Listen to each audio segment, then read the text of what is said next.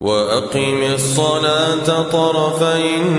النهار وزلفا من الليل إن الحسنات يذهبن السيئات ذلك ذكرى للذاكرين واصبر فإن